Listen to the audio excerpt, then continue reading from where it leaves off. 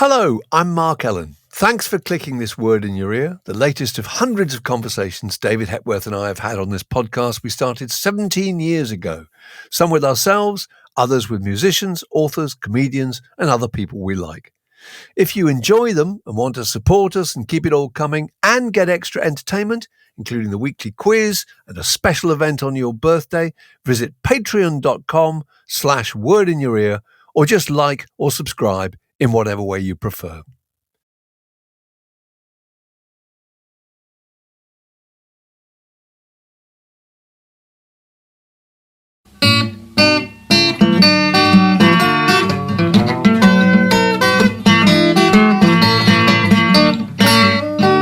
You're listening to a podcast from The Word. So we went to see a preview of A Complete Unknown this week. Very pleasant way to spend an afternoon, isn't it, really, in a nice preview theatre. You always feel like you're bunking off, don't you? The rest of the world is out there working, and you're inside in a warm cinema at 2:00 in the afternoon. And I was coming home, I said to my wife, I said, it's always nice going to a preview because the seats are always really comfortable. And there's nobody interrupting it, or you don't have to deal with the general public at all. Nobody eating toffees.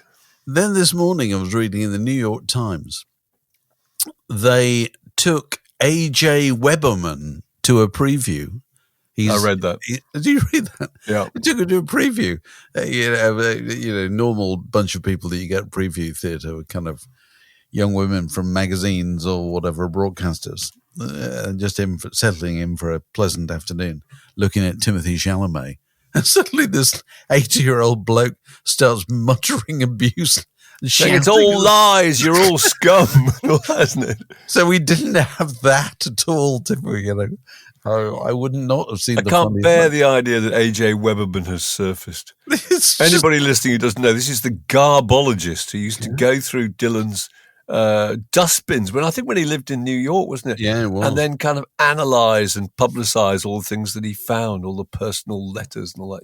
Just a dreadful man. In fact, there's a telephone call, which I've heard, recording of Dylan ringing him up and telling him just to stop doing it, And poor Bob Dylan. The things you have to put up with. Being Bob Dylan, yeah, I'm sure. Yeah. So we haven't discussed this film at all. No, we didn't discuss it afterwards, quite deliberately, actually. I was trying to read your expression, but it was unreadable. Oh, well, I mean, like we always say with these films, they're aimed at people who know nothing about Bob Dylan. They're aimed at 24-year-olds. Fair enough. Yeah. And, so I can imagine a 24-year-old finding it quite acceptable. We're the very worst people in the world to go and see this thing because we're the kind of people going, well, that didn't happen there. That happened there. It wasn't her. It was him. All those tiny little details, which probably don't make any difference to the story. See, really. I don't know if they meant. I read a little interview with James Mangold, the director, who was the guy who did Walk the Line. Actually, very similar with Walk the Line, actually. And he said, you make a biopic and there's an assumption you're doing a history lesson with text on the screen labeling things. But I had no interest in that. I wanted to tell the story with the same authority as a fiction film where the dates don't matter so much, which is absolutely true, is it? Because you're going through it and they don't really matter. He didn't meet Woody Guthrie for the first time in a psychiatric hospital. He didn't meet Pete Seeger at Guthrie's bedside. He didn't stay at Seeger's house. You know what I mean? Susie Rotello did not go to the Newport Festival. Johnny Cash didn't play there either. All these things. Nobody shouts Judas, do they, at Newport? I mean, all those things do kind of jar, but I think you just have to say, look, just forget. It doesn't matter. Does it? I tell you what it reminded me of, in The Simpsons, when they do episodes that are kind of, I don't know, about ancient Greece or the American Civil War or the Spanish Inquisition. They take some historical factual thing and they kind of telescope all the events in it until it makes no sense whatsoever. Yeah. And that's what it felt like to me, And I tell you what I found interesting about it, that Timothy Chalamet does that more than tolerable job doing the songs and so forth. But I didn't find it exciting. And if I contrast that with the Elvis film or the Ray Charles film, other biopics, the musical sequences in those films I thought were exciting. You felt you were there, kind of thing. I didn't feel that in this film. Did you feel that? Well, I don't know. I quite enjoyed them, actually. And I think it's interesting that he wasn't really doing... It wasn't an impersonation of Dylan. It was really an impression of Dylan, if there's a difference. Do you know what I mean? He just caught his idiosyncrasies and his character and I thought it was very impressive, actually. Very impressive versions of a lot of those songs, and would have been a completely different film had he not been really good at singing and playing Dylan songs, because it was largely, actually, whole numbers with bits of story in between. I mean, I suppose the difference with the Presley film is that those were all mostly live performances with a band and an audience.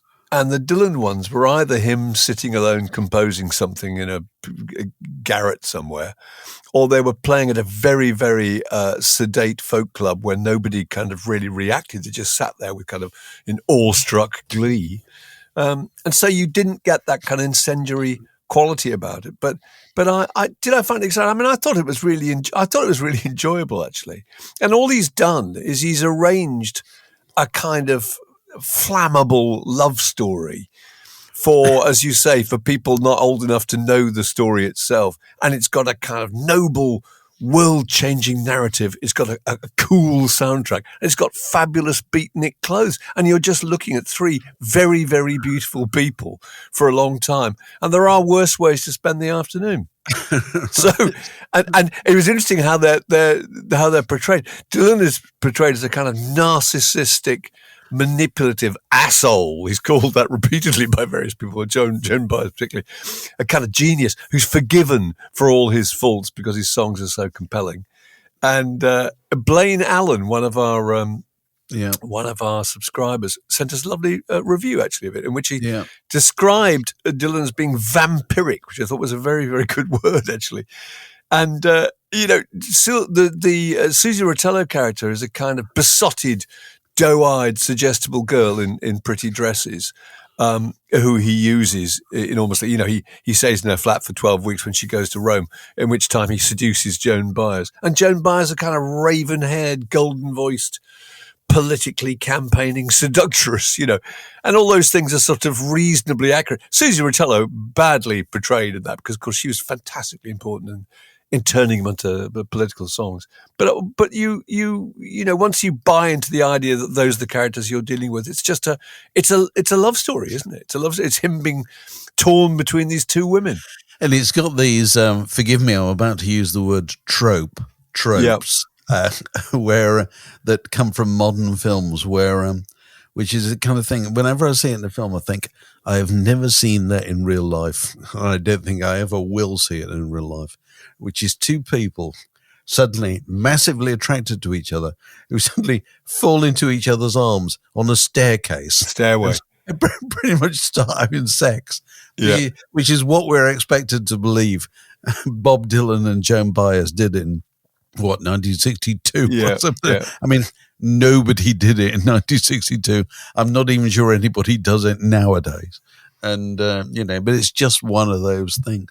I tell you what interested me was I felt that they made lots of kind of little adjustments just to make sure they were on the right side of kind of contemporary sensitivities.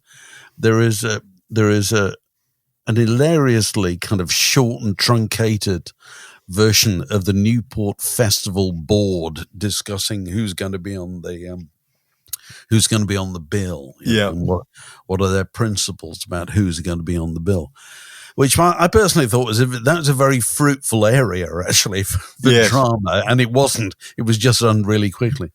And one of them makes a point, it's just supposed to be men and their songs. And then you hear a voice out of shot go, and women. Yeah, and clearly, women. They've put that in later. Clearly, there is nobody says that. At the edit, somebody said, tell you what, can you just put that in there?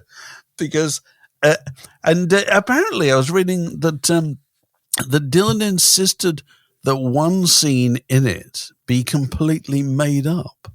What do you think that was? Because the only scene I didn't... You know, I didn't know that. Well, that's what no, it could be Chinese whispers. No, not at all, because don't forget that when he made the Scorsese documentary, he made up tons of things about his own life that Scorsese then had to block in footage around to try and stand up and suggest might possibly be true. I mean, kind of ironically, I know, but same thing. It's exactly what he would do, Dave. Well, he certainly didn't crash the Pete Seeger live television broadcast, did he? Pete Seeger did a show, and it's a live show. And in the film, Seeger comes on and says, welcome to the show. I'm afraid Bob Dylan was billed to appear, but he can't because he's in the studio recording.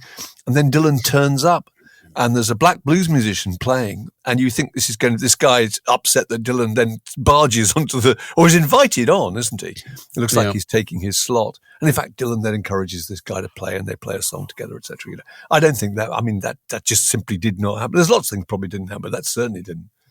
But the one thing you know about him, it's kind of difficult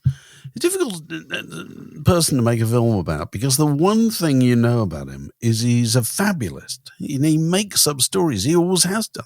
Yeah. You know, he arrived in New York, and of course that's the other thing. You know, that if you start the film like you do with him arriving in New York, you have to kind of disregard everything that happened before. So you have a situation into the film where people start finding his high school yearbook, don't they, or something like that? Yeah. And they go, "Oh, you mean his name's Zimmerman?" And he comes from... Yeah, well, Susie Rotolo discovers that the guy she's been living with... In fact, she says, I don't think I even know you, which is kind of true, actually. Yeah. Because even to her, he was telling her that he lived on a carnival. Her sister, who appears briefly in the film, was a major Dylan detractor and didn't trust him and used to say to her, this guy is really shifty and he's talking rubbish. He never worked on a carnival. We don't know anything about him. Apparently his name is not even Dylan, etc.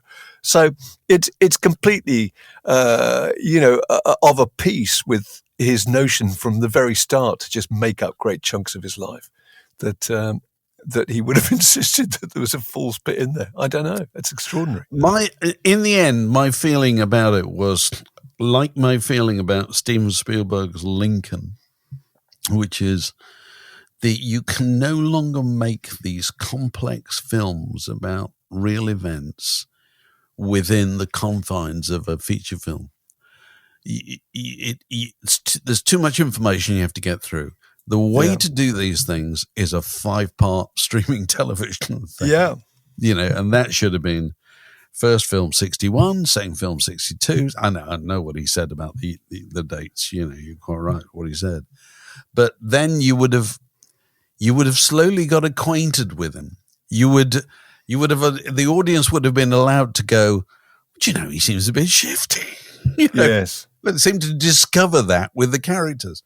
But you don't in that film because it's crammed into a feature film. It's also compressed. And actually, it always amuses me watching biopics, the way that the exposition is mapped out. There were 2 classic moments. One is when someone goes, "Who's that?" Dylan says, "Who's that?" And Susie Rotolo says, "That's Alan Lomax. He records these concerts for a folk archive." And there's an even better one later on when a guy walks into the room and someone says, "Who are you?" And he says, "I'm Al Cooper." And he then goes off. He goes off towards a keyboard and someone says, "But Al, you play the guitar. You don't play the keyboard." And then he was doing whatever it was. Was it Rolling Stone? I can't remember. Yeah, it's like which is quite funny. Yeah. But I felt it was just a lot of the time, it was one of those things where the director has in their mind certain shots. He wants 2 people on a motorbike. That idea of freedom, a world where you could smoke and you could ride motorcycles without a crash helmet. He wants with those things matter. He wants 2 beautiful people on a motorbike driving to a festival. And also he wants shots as a shot at the end. We're not going to give away the ending, although of course everyone would know. But it's the issue of whether or not he's going to play at Newport 65, whether he's going to play his folk set or his electric set. And the director just wants Johnny Cash in the shot, who wasn't at the event, handing him or offering him an acoustic guitar, and in the background wants Joan Baez. and also an off-screen once, or to the side of the stage once, Susie Rotolo. So two of those people weren't actually there, but he's just in his head. He's got that picture, and that's the picture that's going to sum up the kind of dilemma that will Dylan betray another of the people who've supported him? And it's brilliant. And there's also an ending. We won't talk about the actual ending, but the actual ending implies, because it flags up another big life-changing event in his life, and it implies that, of course, you could very easily pick up this story and do part 2. So maybe there will be another. Right. Possible. Oh, well, you heard it first here.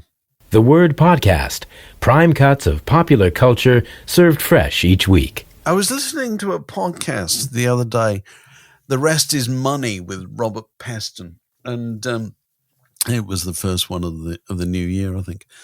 And I was very struck by the title of this podcast, which is 2025 will be the most important year of our lives.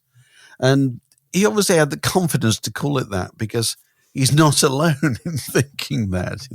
Anybody looking at the kind of economic landscape, the geopolitical landscape, technology, what's happening in the United States, social media, wars and so forth, could feel quite justified in saying that, So if you get a sober money podcast, which is confident enough to say 2025 will be the most important year of our lives, don't you think it's absolutely extraordinary? And this is particularly extraordinary coming off the Bob Dylan film, which takes you back to the 1960s. Don't you think it's extraordinary? It seems to me that if you were to listen to all the current pop music all over the world, you would not get that sense at all. No, you would not feel that pop music in any respect reflected the real world. Other than in a very personal way, the real world of, Taylor Swift and her boyfriend or whatever. But nothing broader than that, So, and if you look at, I don't know, the LA fires, which I'm sure we'll talk about in a moment, that everybody in the world is looking at that and thinking, my God, that's got consequences for all of us, absolutely all of us. But there is no indication that pop music is moving towards these kind of subjects. Not remotely. And you're so right about having seen the Dylan film, because there's just moments in that which are kind of ridiculously compressed. Yes. Dylan watching the television report about the Cuban Missile Crisis, and 30 seconds later is performing Masters of War in a folk club around the corner. But those things, the point it was making is true, that those things were reflected in music. If you think of that folk protest music, you think of A Change Is Going to Come and Mississippi Goddam and Eve of Destruction or whatever, just the Fortunate Son, of all the songs that in the 60s that came about trying to reflect things that were going on, trying to make political points. Is that happening anymore? I don't think so at all. It doesn't seem to be. And I think it ties in with this idea that I've heard more than one person expound recently, is that since 2000, that'll do as a bit of shorthand, So it's quarter of a century.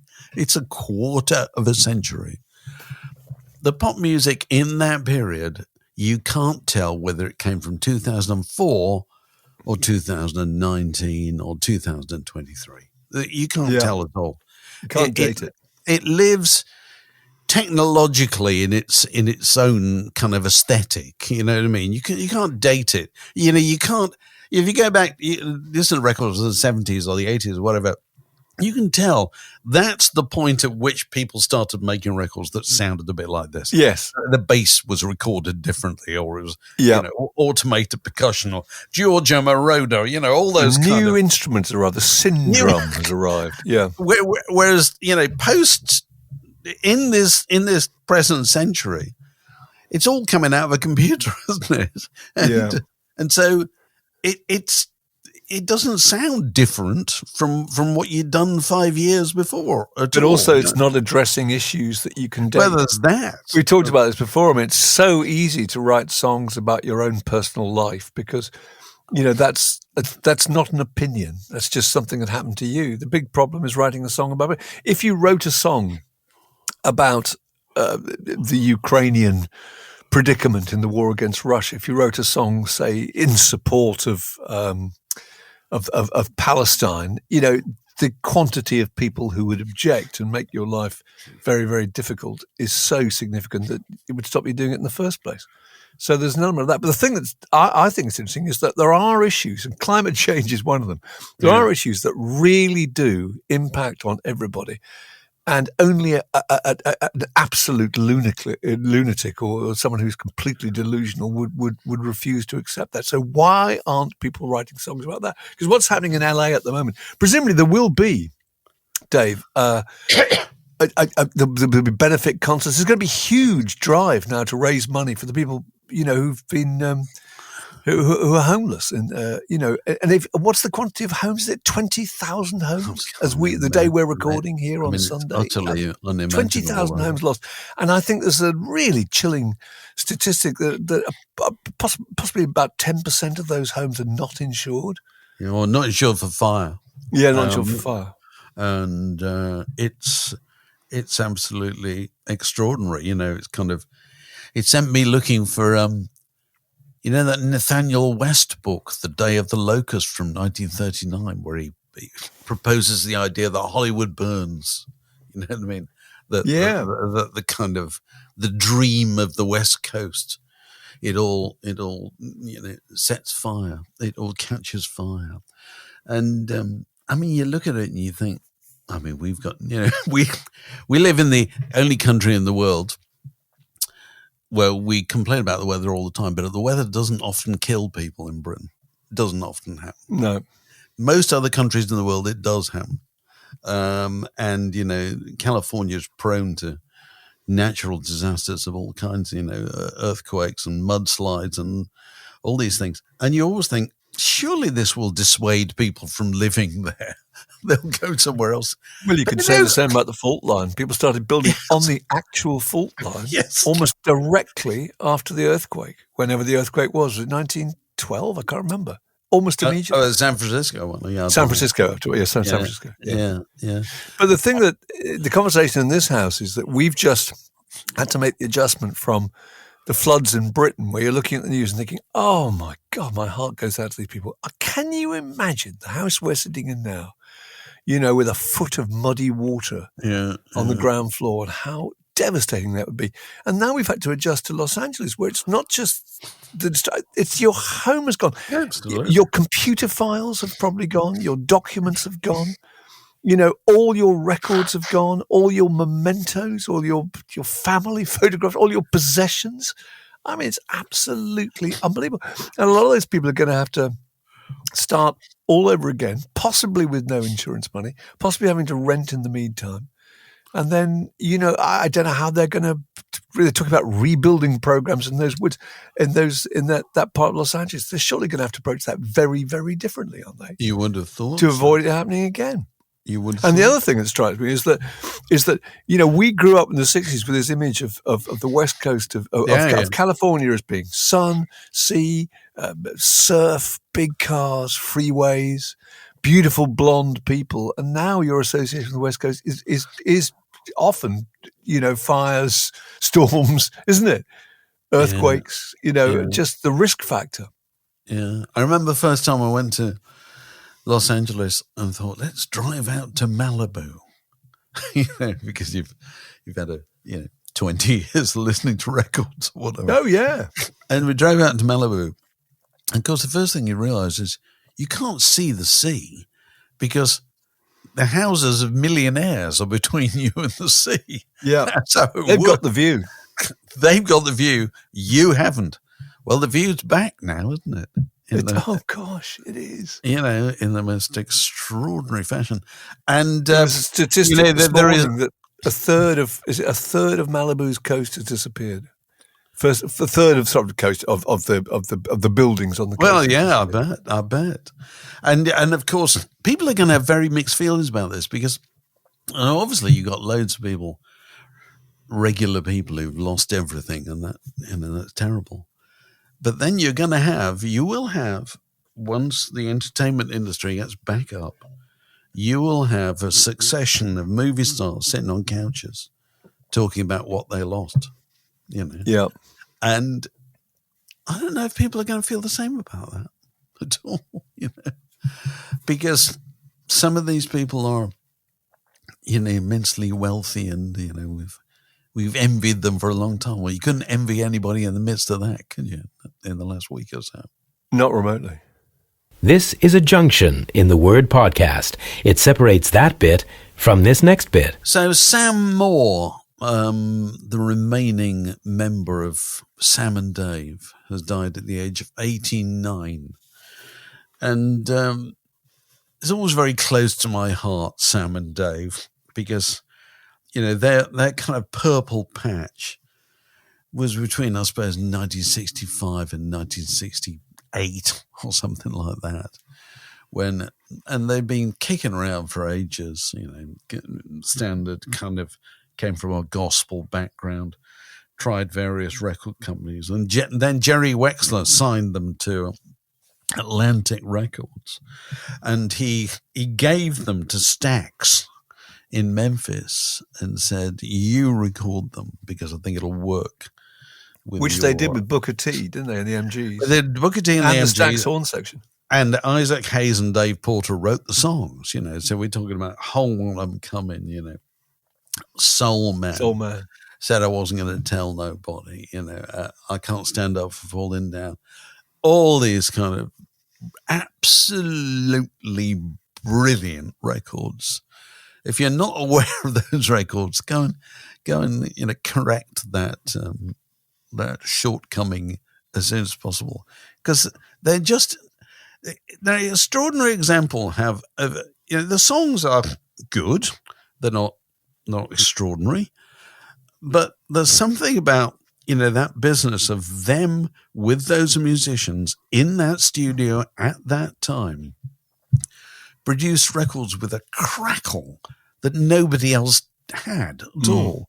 And once those few years were over, they couldn't do it anymore. Once you move them away, because by then Isaac Hayes had gone off and he was a huge solo star, and, that moment had gone. But that moment, that 65 to 68, is just absolutely astonishing if you go and listen to those records. Just something happens in the studio when those people get together. And I can remember in the days of, 66, 67, I was kind of in the sixth form and starting to go to gigs. And in the north of England, bands literally couldn't get hired if they couldn't play Hold On, I'm Coming. Just would not get a gig, not a single gig. No evening was complete without Otis Redding's Mr. Pitiful, done by the St. Louis Union or some band from Spalding or whatever, and then Hold On, I'm Coming. Everybody knew every nuance of those records. They were completely within us. I'm not even sure they were huge hits, but they were known by every teenager in Britain. And then you got to know them through, because there were so many people in the past, such a wide variety of people who covered them. Linda Ronstadt, Elvis Costello did Can't Stand Up, didn't he? Brian Ferry. I remember Rory Gallagher doing I Take What I Want, it was everywhere, that stuff. Right. And then they fell out really badly, the two of them, which is a problem for an act called Sam and Dave, isn't it, really? And didn't they both Sam went and found a different Dave, and Dave found another Dave. I can't remember if he was actually called Dave, but he called himself Dave. And then Dave found another Sam, and there were two Sam and Daves, 50% of which were the real thing. And isn't there an apocryphal story about them both being booked into the same town on the same night? Well, let's just believe it's true. I want to believe it's true. It. Then, of course, he turned up years later in Sam. This is Sam. Turned up years later in Bruce Springsteen's band. at the time of Human Touch and Lucky Town when That's right. When he toured with a fresh band. He was one of the backing vocalists. But, Sam and Dave, for those 3 years, were just absolutely extraordinary. The Word Podcast. 2 cocoa tins and a piece of string. Yesterday, January the 11th in 1975, was, of course, the anniversary of the Led Zeppelin court case when the day Willie Dixon sued Led Zeppelin over A Whole Lot of Love. And it's extremely obvious borrowing from You Need Love. And they settled out of court, i.e. he won. Which is, if you listen, I went back and listened to You Need Love. And, it's way down inside woman, you need love. I ain't fooling, you need schooling. It is a direct lift, isn't it? Right. Stairway to Heaven, they were sued, but they by Spirit, weren't they? And that was resolved quite recently. Well, no, it was years later, wasn't it? Yeah, they won. That was they won. There they was said somebody that arguing about the opening chord sequence, weren't they? Yeah, that's right. Which sounds like something done by Spirit. Yeah. And there were loads of arguments about, they were booked into Bristol on the same night as Spirit were booked into Bristol or so something. They've been standing in the wings and they would have seen them playing that song. Jimmy Page would have got his notebook out. Yeah. But there's been a load of these cases, hasn't there? What do you say? The Lemon song was the Howlin' Wolf. Very soon after it came out, I think Howlin' Wolf took a case against them because the bridge section, if you remember in the Lemon song, it goes, I should have quit you long time ago. Well, that's exactly the lyric. So I should have quit you a long time ago. I should have quit you. Yeah, it's a direct lift from Killing Floor by Howlin' Wolf. And he won that and was given a credit, actually. If you look at it, he gets a credit. Dazed and Confused, which was down as, I think, a soul composition by Jimmy Page originally.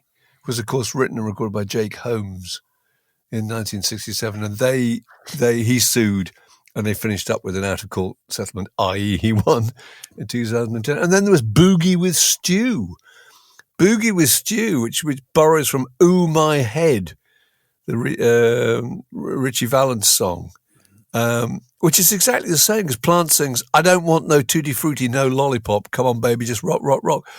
And the Valence lyric is, there won't be no tutti frutti. No, not at all. Come on, baby, just rock, rock, rock. So, it's just a complete lift. He obviously wasn't alive, and his mother won the court case.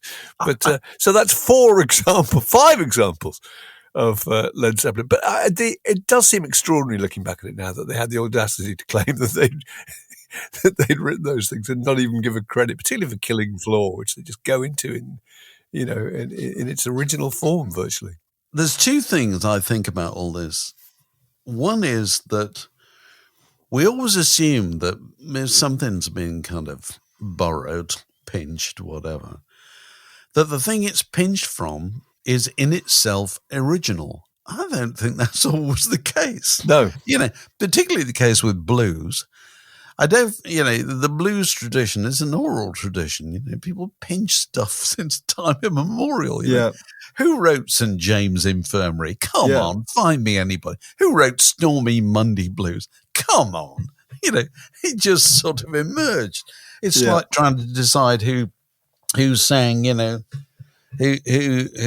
invented abusive chants at football matches. These things just come up and, we always like to think that Willie Dixon sat there with a fresh legal pad and licked his pencil and then wrote down the words for what eventually became A Whole Lot of Love. I'm not sure he did. But the advantage he had was that there was a legal document that said that those words were written by him, and therefore he had a position that he could operate from. But you're absolutely right. But also the bigger issue is, it's only by Led Zeppelin going and making a fortune out of it that he suddenly gets to benefit from it. Yeah.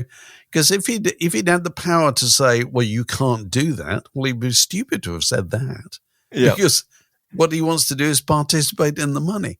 The other thing is... Which is also proven by the fact that a lot of those court cases came a long time after the records had come out. Where there's a hit, there's a writ. It's a fact. Yeah. There's almost no exceptions. But the other thing is that copyright takes no note of what matters most in pop music, which is kind of sound, and Led Zeppelin were original in the way they sounded. That they did those things on a scale that none of the earlier performances did at all, or had any concept of doing. And so I think the amount that Led Zeppelin bring to it is absolutely massive. That's not to say that people who had a bit of their lyrics half-inched shouldn't get some percentage. Could have been a little bit more open about that, but I agree. Ultimately, it was win-win all round because those people made a load of money, and Led Zeppelin themselves might have lost a little money, having already made a monumental fortune. Yeah, and of course, what you get now is, these cases go on, and they're instigated by the heirs of the people who wrote the songs, allegedly wrote the songs. I don't know whether those people should necessarily, profit from something that their grandfather did or something. I don't think that's what copyright was there to do. And of course, copyright has just been desperately extended absolutely all the time, largely by entertainment companies trying to keep ownership of it. It's like Disney, keeping Mickey Mouse in copyright. Yeah. That these entertainment companies pay politicians to fiddle with laws, meaning that they're going to hang on to their ownership for these things forevermore. I don't think that was the point of copyright. The point of copyright was to make it worthwhile for artists to work, and I think it is.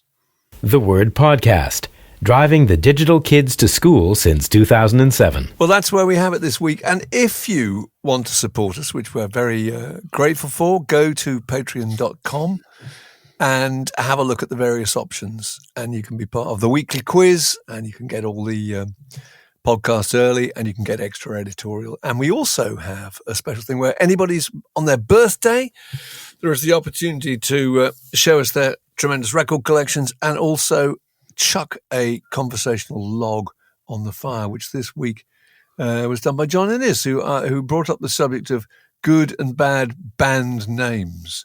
I have to say this goes from on the good front, Roxy Music, to on the bad front, Prefab Sprout. I'm sure you can think of better and worse ones. But there it is. The Word Podcast. Fix yourself a drink and it's like being in the pub. And at this point in the podcast, we're delighted to be joined by Patreon supporter and longtime friend of the cast, John Innes. Hello, John, on the occasion of your birthday. Hello, chaps. How are you? We're chilly. We're probably not quite as chilly as you are in Scotland, but we're chilly anyway. But we shall attempt to overcome that. When was the birthday? Have you had it, or is it? It was last month. Right. It's lovely. Look how prompt we are. Bang on. How was it celebrated? It was celebrated by goodness. It was so long ago. I can't even remember what we did. We went out and did something, but it was celebrated by a large number of books landing on my shelf from various family members. Good. Well, very nice. That's always good. So it's traditional on these occasions that you throw a log on the word in your ear fire in terms of a conversational topic or question. What's yours? Well, so my one for today is, can a good band survive a bad name? Oh, now give us some examples of what you consider a bad. What's your definition of a bad name? Partly inspired, in fact, by one of my birthday presents, which was Dip Your Brain in Joy, the Yvonne Innes book about Neil Innes. Oh, right. Yeah. Bonzo Doodah Dog Band. Oh, yeah. Which could be a bad name in that people call them the Bonzo Dog Band, the Bonzo Dog Doodah Band, and the Bonzo Doodah Dog Band. But then you've also got things like Toad the Wet Sprocket, Toad the Wet Ladies, Hootie and the Blowfish, Carter the Unstoppable Sex Machine. Band names that initially sound like a joke, but then they can't really walk away from them. But it depends on the scale of your ambition, doesn't it? Because Half Man, Half Biscuit, I always thought was a simply brilliant name for a group never expected to see their name in lights at the O2. Yeah, we're never going to be on at the Sunday night at the London Palladium. And now the act you've all been waiting for, Hootie and the Blowfish or, whatever. It doesn't work, does it? But in terms of how it doesn't limit them, but it brilliantly defines them, that's a really good name, I think. And the same for Toad the Wet Sprocket. I think that's fine. It's in the kind of grand tradition of Mott the Hoople and all that, isn't it? Yeah.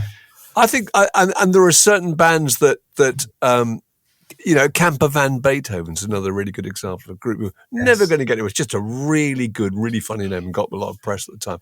But there are certain bands that must have been held back by having terrible, terrible names that could have been bigger, I think. And my examples are, well, the Beatles, for some reason, got over it because that is generally the worst name for any group. But I think my definition, I was talking to Dave about this the other day, my definition is if I'm talking to either of my sisters who are not particularly up to speed with pop music and trying to suggest a band, I would what are the bands you're too embarrassed to recommend? And The is one of them.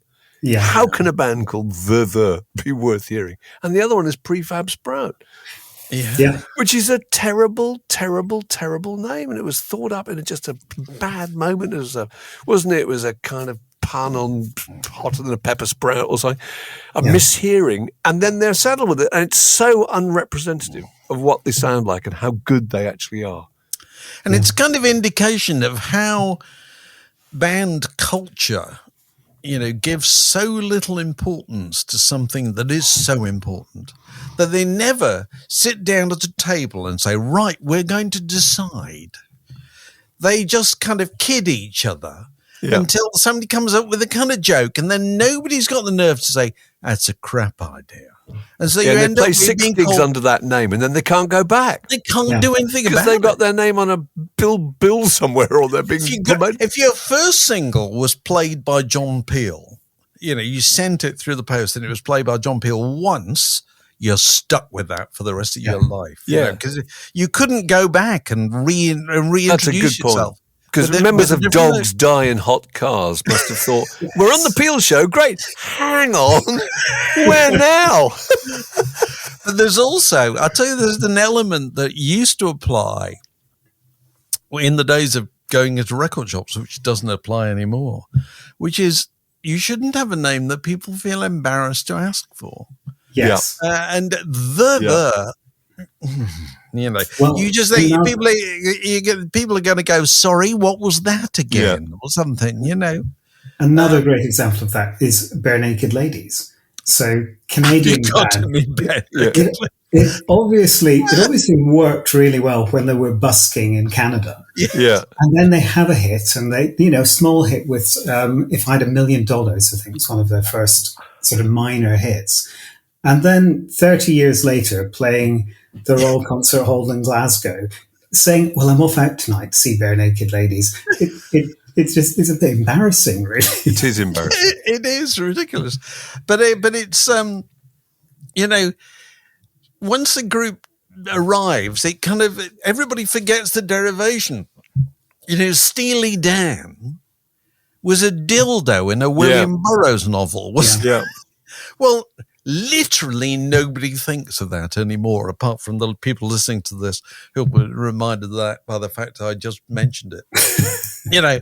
Everybody else has got their idea of Steely Dan, and that's a kind of cool, abstract, mysterious name. It's sort of euphonious, isn't it? It kind of rolls off the tongue, right? In a way that Toad the Wet Sprocket, mark you, does not. Doesn't. You know what I mean? Toad the Wet Sprocket doesn't get any easier. And also, you can't abbreviate it. So you can't go Toad. No, it doesn't work. The Sprocks. The Wets. No, there is a Wets already. Doesn't work like that at all. But looking at it from the other side, what is the best name for a group ever? Has anybody got answers to this question, which I've sprung on you? I'm going to tell you what. I think it's Foo Fighters, isn't it? Oh, okay. I think Foo Fighters is just absolutely stunning. Okay. It's easy to say, it looks good written down, and it's got a sense of mystery. Once you find out what the Foo Fighters are, it's even better. Well, my nomination, while John thinks of his, is Roxy Music. Oh, yeah, it's good. And it's a wonderful name. And oddly enough, they wanted to be called Roxy, didn't they? But then they discovered that there was a Canadian group called Roxy. And so they said, oh, damn it, what are we going to do? Oh, I tell you what, put music at the end of it. And actually, it's perfect. It is a brilliant Roxy music. It's just perfect. It's kind of glamorous and arty at the same time. But also, it weirdly says we're in a field of our own and we've created something entirely original just by us. Everyone else plays music. We play Roxy music. Roxy music. Yeah, Have you got one? Have you got one, John? Well, I think so. Genesis is actually a good name for a band. Oh, you know, it sort of suggests we're doing something new. We're at the beginning of something. Right. Okay. Not just a little bit boring, or Well, what they are. They've done all right, Adam. They've done all right. Right. Yeah. They've done it's all not right. bad. Well, okay. So that's the subject of can a band name hold you back? We say yes with Toad the Wet Sprocket, but no with loads of other people. And the Beatles somehow got over it. So, John, thanks for throwing that log on the fire. Thank you. That was very good. And it's nice to talk to you on the occasion of your fun. birthday or a month after the birthday. Apologies for that. And it's a bit chilly up there in Scotland, and it's a bit chilly down here. So we'll all go under the duvet as soon as possible, and hope for better things tomorrow. Open a bottle of Lafroig. Yes, yes, Excellent. Lovely to see you, John. Lovely to see you both. See you next year. This podcast was brought to you by The Word.